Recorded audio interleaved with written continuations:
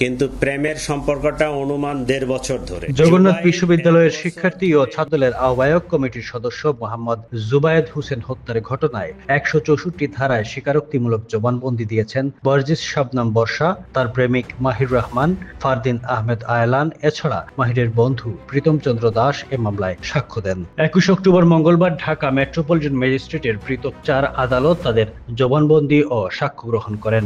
এদের মধ্যে মেহেদী হাসানের আদালতে মাহির, মাসুম মিয়ার আদালতে বর্ষা ও জুয়েল রানার আদালতে আয়লার জবানবন্দি দেন। এরপর ৩ আসামিকে কারাগারে পাঠানোর আদেশ দেন আদালত। রাষ্ট্রপক্ষের পাবলিক প্রসিকিউটর মোহাম্মদ ওমর ফারুক ফারুকী এই তথ্য নিশ্চিত করেছেন।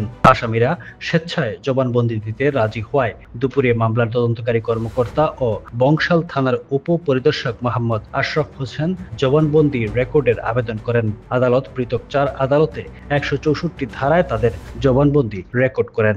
এদিন সকালে নিহত জুবায়েদের ভাই এনায়েত হোসেন সৈকত বাদী হয়ে রাজধানীর বংশাল থানায় একটি হত্যা মামলা দায়ের করেন।